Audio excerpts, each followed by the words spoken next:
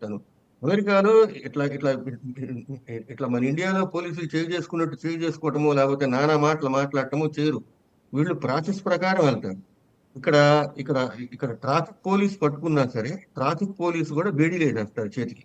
అంటే వీడు వెంటనే అడిగినవన్నీ ఇన్సూరెన్స్ కార్డు, రిజిస్ట్రేషన్ కార్డు, ఈ ఈ డాక్యుమెంట్స్ అడిగిన డాక్యుమెంట్లు వెంటనే ఇవ్వకపోతే వెంటనే హ్యాండ్ కప్స్ చేసేస్తారు. ఇక్కడ ఆర్గ్యుమెంట్లు మాట్లాడటము ఉండవు అమెరికాలో. ప్రాసెస్ ప్రకారం జరుగుతుంది. దాన్ని ఆ, అంటే ఇప్పుడు బేడీలు వేసే ఇప్పుడు మన దేశంలో బేడీలు వేయటం అనేది అవమానకరంగా చూస్తాం మనం. ఇవన్నీ కొన్ని కల్చరల్ డిఫరెన్సెస్ ఉంటాయి.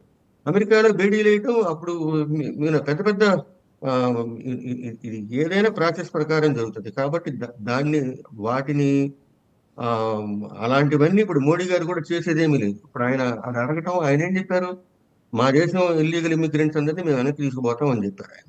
అంత కాకపోతే ఇంకా ఆయన చెప్పగలిగింది ఏముంది. అయితే ఇప్పటి వరకు ఆ, ఇప్పుడు మోడీ వచ్చిన తర్వాత ఇండియా ఇండియా కానీ వేరే దేశాలకు కానీ వీళ్ళకి బాధ్యత పెరిగింది. బాధ్యత ఇప్పుడు మన దేశం అసలు అసలు నిజానికి బేసిక్ గా మోడీ గారు ఒక మాట అన్నారు. ఇలా అక్రమమైన ఏజెంట్స్ అందరూ అంటే ఏదో ఏదో మంచి జీవితం ఆశ చూపించి ఇలా ఇలా ఇలా ఇలా ఇలా డబ్బులు తీసుకొని ఇలా అక్రమ పద్ధతుల్లో ఇలా అమెరికాకి తీసుకెళ్లే వాళ్ళ మీద మేము చర్యలు తీసుకుంటామని చెప్పారు మోడీ గారు. అసలు ఆ పని ఇండియా ఎప్పుడో చేసి ఉండాల్సింది. ఇంకొకడు వచ్చి తన్నేదాకా, ఇంకొకడు వచ్చి మనల్ని వీడ్చిపెట్టి ఒకటి మొహం పగలగొట్టేదాకా మనకు ఆ బుద్ధి రాలేదు ఇండియాకి. ఇది ఇలా ఎన్ని అక్రమాలు జరుగుతున్నాయో మాలాంటి వాళ్ళకి, కిరణ్ గారికి, ఇప్పుడు అమెరికాలో ఉన్న అందరికీ, తెలుగు వాళ్ళందరికీ తెలుసు.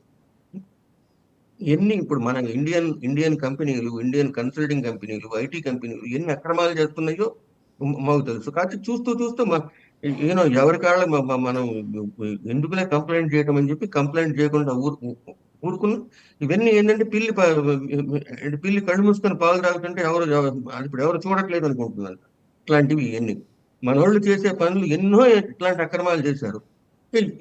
ప్రతిదానికి ఏదో ఒక ఒక ఇది వచ్చిన తర్వాత అంటే ఒక దశ వరకు ఇది చేస్తారు. తర్వాత ఒక దశ వరకు చూసుతున్నట్టు వదిలేశారు. అమెరికా కాబట్టి ఇన్నాళ్ళు చూసుతున్నట్టు వదిలేశారు. ఇక్కడ ఇక్కడ ఇక్కడ ఉన్నంత మత స్వేచ్ఛ గాని అమెరికాలో ఉన్నంత ఇప్పుడు మనకి ఇక్కడ పెద్ద గుళ్ళు కట్టుకున్నాం. ఎవరన్నా ఒక్క మాట అంటారా? ఎక్కడన్నా ఇంత పెద్ద ఇప్పుడు మన వాళ్ళు ఇక్కడ చర్చిలు, పాత చర్చిలు, అంటే పాత చర్చే కాదు. అమెరికాలో విషయం ఏంటంటే ఇప్పుడు మనకి అక్కడ హైదరాబాద్ లో ఒక మంచి సెంటర్ లో ఒక గుడి ఉంటుంది. ఆ గుడిని ఎవరన్నా కదిలించగలుగుతారా? ఏమీ చేయలేరు. అమెరికాలో అయితే ఎవరింటి దగ్గరికైనా వెళ్ళి, ఏ గుడి దగ్గరికైనా వెళ్ళి ఎంత కమ్ముతావు అని అడగచ్చు. వాడిని ఎవరు ఏమంటానికి లేదు. మీరు ఒక చర్చి దగ్గరికి వెళ్ళి ఈ చర్చిని ఎంత కమ్ముతారు అని అడిగేసేయచ్చు. అదే ఇండియాలో అయితే ఏమవుతుంది, పెద్ద రాద్ధాంతం అవుతుంది, గొడవలు జరుగుతాయి. ఇక్కడ ఇక్కడ ఇక్కడ ఇక్కడ మీ ఇంటికి ఎవరన్నా వచ్చి మీ ఇల్లు ఎంత కమ్ముతారు అని అడిగితే అడగచ్చు. మా ఇంటికి పోస్ట్ కార్డులు వస్తూ ఉంటాయి. మీ ఇల్లు అమ్ముదాం అనుకుంటున్నారా? అమ్ముదాం అనుకుంటే మాకు చెప్పండి అని చెప్పి ఇంటికి పోస్ట్ కార్డులు వస్తూ ఉంటాయి. అమ్మడానికి అమ్ముతానంటే నేను అమ్మి పెడతానని చెప్పి అట్లా మనోళ్ళు చర్చిలు కొనుక్కొని అమెరికా ఇంత ఈ కంట్రీలో అంటే నేను స్వేచ్ఛకి ఉదాహరణ చెప్తున్నా.